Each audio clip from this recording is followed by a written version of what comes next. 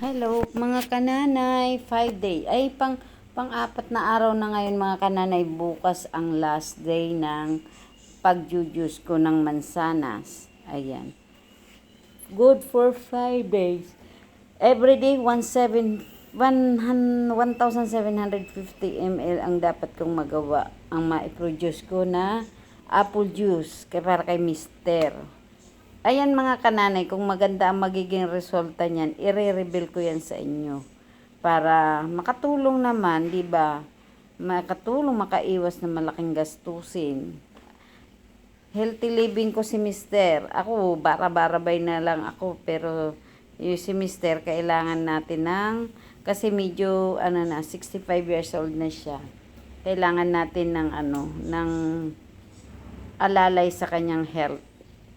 Kasi medyo ang body ng aking Mister. Ayan. Ay mga kananay, mag-juice tayo uli ng 25 piraso na mansanas. Kailangan lang mga kananay, yung mansanas ay hindi dry. Di ba may mansanas na pag binuksan mo parang bulak, matuyo. Kailangan yung makatas na mansanas ang gagamitin natin para maraming juice. Kasi ang ikukonsume niya maghapon ay start siya ng 8 a.m., 10 a.m., 12 noon, 2 p.m., 4 p.m., 6 p.m., 8 p.m. Take to 250 ml yan na 1 glass. Yung 250 ml ang sukat ng baso. So, ayun nga po, mga 1,750 ml ang kailangan ko ma-juice ngayon.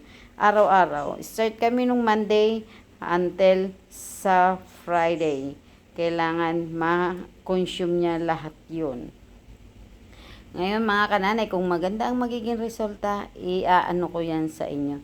Pero hindi siya puro apple juice. May ipinapatak. Saka ko i-reveal pag yan ay magiging okay ang result. Pero mga kananay, pagdating ng 6 days and 7 days, tapos na ako sa mansana, sa apple.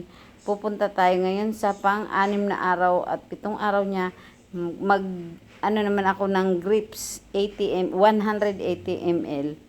Sa gabi niya iinumin yun. May ipapatak din. 2 time, Saturday and Sunday lang niya gagawin. Pang-6 na araw at 7 araw.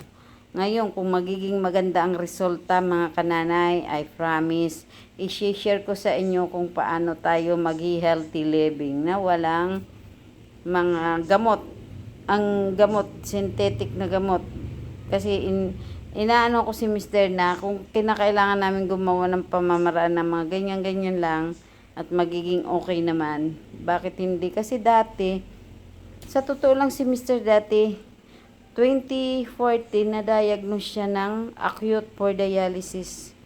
Mga kananay, acute for dialysis yan si Mister. Hindi ko lang yan pinadialysis kasi natatakot ako. May mga kakilala kasi ako na halos kasabayan niya sa mga result na yun. Awa ng Diyos, na sa ilalim na sila ng lupa. Ang Mister ko until now still kicking. Still kicking. Charis. Ayan mga kananay, okay si Mister ngayon. Ang kanyang kidney okay naman, sabi ng doktora namin. Kaya ako talaga mahilig ako maghanap ng alternatibong gamot para kay Mister. Nagkaroon din niya ng glaucoma. Pumunta kami dito sa eye referral sa may Loton. Ayan. Basta maraming komplikasyon si Mister, kaya ang pagkain niyan talagang hinimay-may.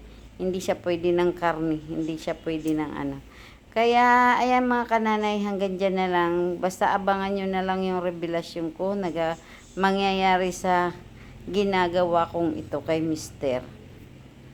Pangalawang box na yan. Yung iba nga bininta ko na kanina mansanas kasi nga bilang ko naman. Salamat sa inyo mga kananay. Hanggang dyan na lang. I-reveal ko yan pag maganda ang kalalabasan. Salamat sa inyong panonood. Ingat po.